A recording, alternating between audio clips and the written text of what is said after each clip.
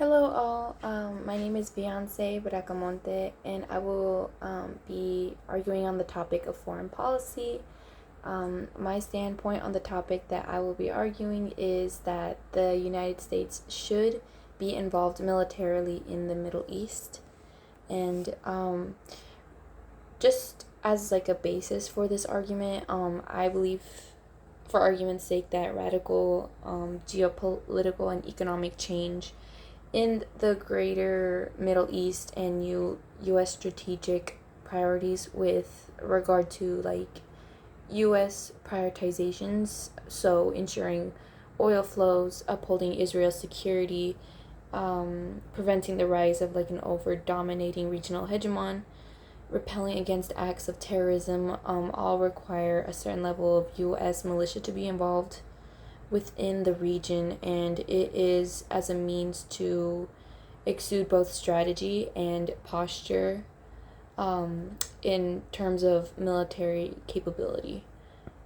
So, on the opposing end, some might say that having a smaller militia footprint within the Middle East would equate to quote unquote better defined requirements in which diplomacy and stable equilibrium can be achieved.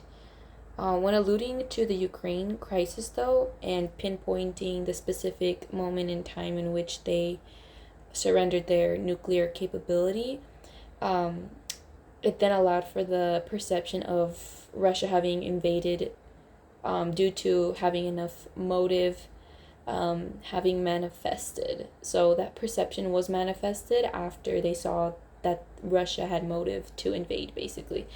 And the context there with the Ukraine crisis does apply here with the U.S. being militarily involved with the Middle East, because it would be based on the neo-realist approach in which by obtaining and upholding military involvement in the Middle East would equate to maintaining a power balance as a means to limit expansionism as well as uphold adequate counterterrorism capacity, even when in the face of continuous hostilities, as we've seen in just the past history, like the last 10-15 years with Al Qaeda and all those other pinpoints in history.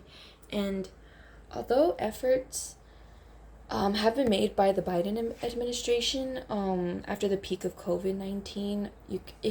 We can see that like a complete trooper withdrawal was made from, or was attempted to be made from Afghanistan, but major complications were still being managed by the United States, and even with efforts to rebalance the overall global approach, military strikes with adversaries threatened the United States troops and countries that the United States had partner relations with, and that included the Iranian-backed militias being affected in both Syria and Iraq.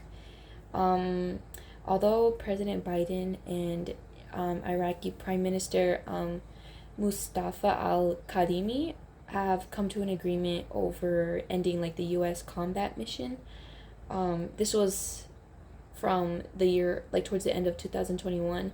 Few troops actually left the country instead of all the troops altogether. And they're still there on the grounds of being placed on advisory missions. So this only further highlights the U.S. government themselves feeling the need to remain in the Middle East, where relations can be reviewed and monitored up close and personal.